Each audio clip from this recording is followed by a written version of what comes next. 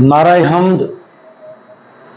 आए तोमा, तू इसलिए ईमान लाया है कि तू मुझे देख सकता है। मुबारक है वो जिन्होंने नहीं देखा तो भी ईमान लाए हैं। आज हम मुकद्दस यूहन्ना की अंजील उसका 20वां बाब और उसकी आयात 27 ता 29 पर ध्यान ज्ञान करेंगे। और आज हम पाकमा कैथोलिक कलीसिया के साथ मिलकर मुकद्दस तोमा रसूल की ईद मनाते हैं। फिर उसने तोमा से कहा कि अपनी उंगली पास लाकर यहां दाखिल कर और मेरे हाथों को देख, और अपना हाथ पास लाकर उसे मेरी पसली में डाल, और गैर मुतकिद नहीं बल्कि मुतकिद बन। तोमा ने जवाब में उससे कहा, तू मेरा खुदावंद और मेरा खुदा है। यीशु ने उससे कहा, आए तोमा, इसलिए कि तूने मुझे देखा है तू ईमान लाया है। मुबारक वो हैं जिन्होंने नहीं देखा तो भी ईमान लाए हैं। मुकद्दस तोमा रसूल के यीशु के जी उठने पर शक करने की वजह से मशहूरी है। मुकद्दस तोमा खुदावंद यीशु मसीह के जी उठने पर शक करता था। जब उसने कहा, जब तक मैं उसके हाथों में मेखों के छेद ना देख लूं और मेखों की जगह अपनी उंगली ना डाल लूं और अपने हाथ को उसकी पसली में ना डाल लूं, हरगिज यकीन ना करूंगा। इससे पहले अंजीलें कई बार मुकद्दस तोमा का हवाला देती हैं। मत्ती, मरकस और लूका की अंजीलें उसे रसूलों में शुमार करती हैं, लेकिन उसकी बलाहट के बारे में तफसीलात फराहम नहीं करती। मुकद्दस तोमा के बारे में दी गई चंद जाती तफसीलात में से एक यूहन्ना की अंजील में पाई जाती है, जिसमें उसे दिदमस कहा जाता है, जिसका मतलब है जुड़वा। तो इससे यह समझा जा सकता है कि वो जुड़वा था। मुकद्दस तोमा का पहला तफसीली जिक्र मुकद्दस यूहन्ना की अंजील में खुदावंद यीशु मसीह की तरफ से इंजाम दिए गए 7वें और आखिरी निशान से बिल्कुल पहले आता है। खुदावंद यीशु मसीह की निशानियां उसके मोजज़ात थे, जो इसलिए किए गए थे ताकि तुम ईमान लाओ कि यीशु ही अल मसीह इब्ने खुदा है, और कि तुम ईमान लाकर उसके नाम से जिंदगी पाओ। 7वां निशान लाजर को मुर्दों में से जिंदा करना था। इस मोजज़े से पहले इदालत आलिया तेजी से मुश्तअल और यीशु के खिलाफ दुश्मनी में इजाफा कर रही थी। शागिर्दों को यह समझते हुए मालूम था कि अगर यीशु मजीद मोजज़े दिखाता है तो इदालत आलिया रद्द अमल जाहिर करेगी। जब यीशु को मालूम हुआ कि उसका दोस्त लाजर मर गया है, तो उसने अपने शागिर्दों से कहा कि वो लाजर को दोबारा जिंदा करने वाला है। शागिर्दों ने जुल्म सितम के खौफ से यीशु को कहा, रब्बी, अभी तो यहूदी तुझे संसार करना चाहते थे और तू फिर वहां जाता है। तोमा ने फिर हिम्मत से दूसरे शागिर्दों से कहा, आओ हम भी चलें ताकि उसके साथ मरें। दूसरी बार जब मुकद्दस तोमा का यूहन्ना की अंजील में जिक्र होता है, वो यीशु के आखिरी खाने की गुफ्तगू के आगाज में है। यीशु ने रसूलों को आगाह किया कि वो बाप के पास वापस आएंगे और उनके लिए एक जगह तैयार करेंगे جس کے بعد وہ انہیں اپنے ساتھ لے جانے کے لیے واپس آئیں گے۔ توما نے اعتراض کرتے ہوئے کہا، توما نے اس سے کہا، اے خداوند، ہم نہیں جانتے کہ تو کہاں جاتا ہے، تو ہم وہ راہ کیوں کر جانیں؟ خداوند یسوع مسیح جواب دیتے ہیں، راہ اور حق اور زندگی میں ہوں، کوئی میرے وسیلے کے بغیر باپ کے پاس نہیں آتا۔ آخری اور سب سے زیادہ معروف یوحنا کی انجیل میں توما کا اس وقت کا ذکر ملتا ہے جب جی اٹھنے کے بعد خداوند 10 رسولوں پر ظاہر ہوئے اور توما وہاں موجود نہ تھا۔ جب توما نے بعد میں اس کے بارے میں سنا تو اس نے اپنے شکوک و شبہات کا اظہار کیا، تاہم ایک ہفتے بعد توما کا شک یقین میں بدل جاتا ہے جب وہ پکارتا ہے، تو میرا خداوند اور میرا خدا ہے۔ روایتی طور پر یسوع کی حقیقی موجودگی میں ایمان کے اظہار کے طریقے کے طور پر تبدل کے الفاظ کے بعد پاک ماس کے دوران آئے میرے خداوند، آئے میرے خدا کے بیان کو دہراتے ہیں، اور یہ توما تھا جس نے ہمیں ایمان کے یہ الفاظ فراہم کیے تھے۔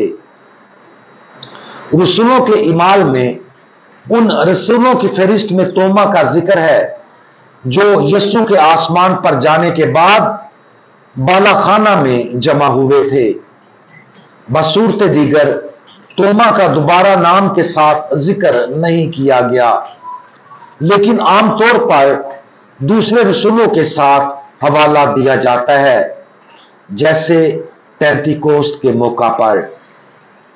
تاہم مختلف قدیم روایات بڑے پیمانے پر یقین کرتی ہیں کہ توما نے یسوع کے آخری الفاظ کو سنجیدگی سے لیا جب یسوع نے شاگردوں سے کہا، لیکن جب روح القدس تم پر نازل ہوگا تو تم قوت پاؤ گے، اور یروشلم اور سارے یہودیہ اور سامریہ میں بلکہ زمین کی انتہا تک میرے گواہ ہوگے۔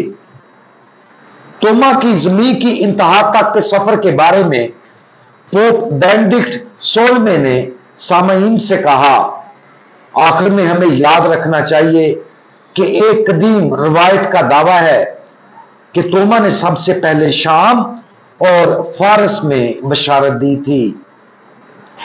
سیزریا کے یوسیبیس کے مطابق، جس کا تذکرہ اوریجن نے کیا، پھر مغربی ہندوستان چلا گیا جہاں سے وہ آخرکار جنوبی ہندوستان بھی پہنچ گیا۔ اس بات کی قطعی طور پر تصدیق نہیں کی جا سکتی، لیکن اس کی تائید کے لیے ٹھوس شواہد موجود ہیں۔ اوریجن اور یوسیبیس کے علاوہ دوسرے ابتدائی آبائی کلیسیا نے ہندوستان میں اس کے مشن کے بارے میں بات کی۔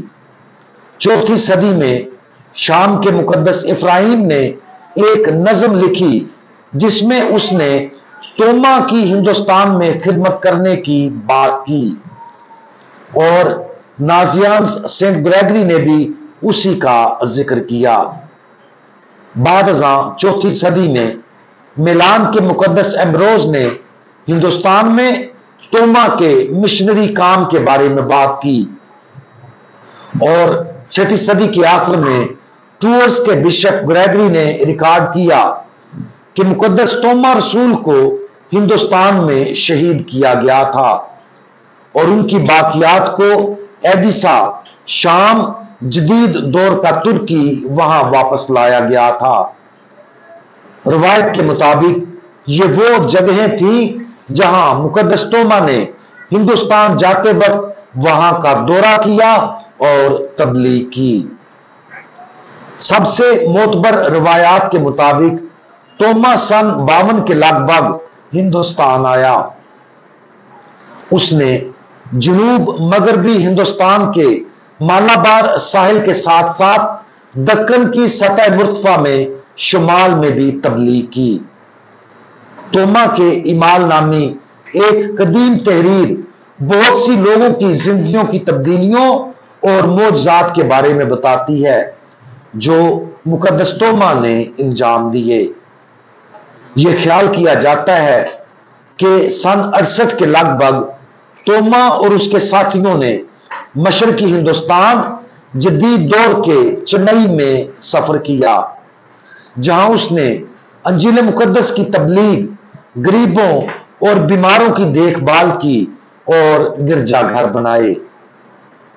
روایت مزید کہتی ہے کہ توما نے بادشاہوں اور ان کے خاندانوں کو تبدیل کرنے کے لیے کام کیا تاکہ لوگوں کو تبدیل کرنے کے لیے ان کی حمایت حاصل کی جا سکے۔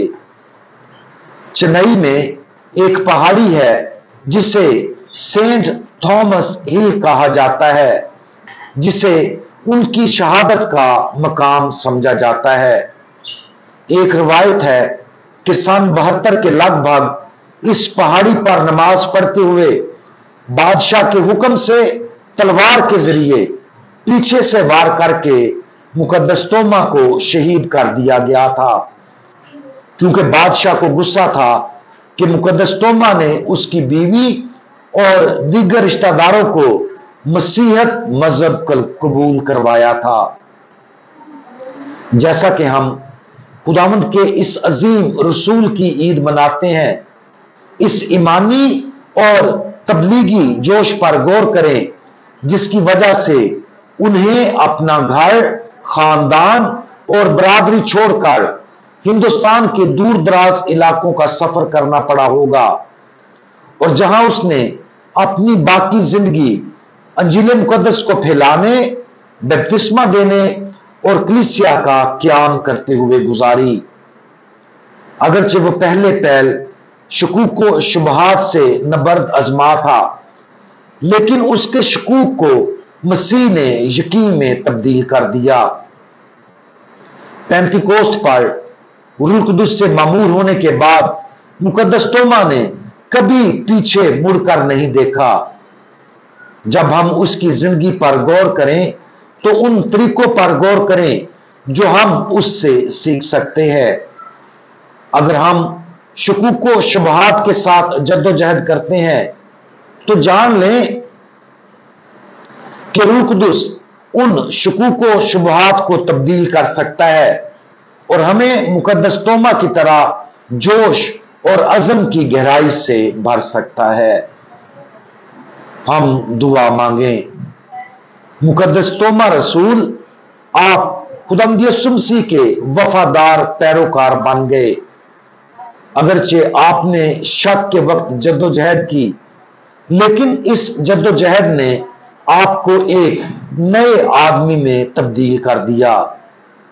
برائے کرم ہمارے لیے دعا کریں کہ ہماری ہر جدوجہد اور کمزوری کو ختم اور تبدیل کر دیا جائے، تاکہ خدا ہمیں اپنی پاک اور کامل مرضی کو پورا کرنے کے لیے استعمال کرے۔ مقدس توما رسول ہمارے لیے دعا کریں۔ آپ سب کو مقدس توما رسول کی عید بہت بہت مبارک ہو۔ خداوند یسوع مسیح ہمارا بھروسہ آپ پر ہے، آمین۔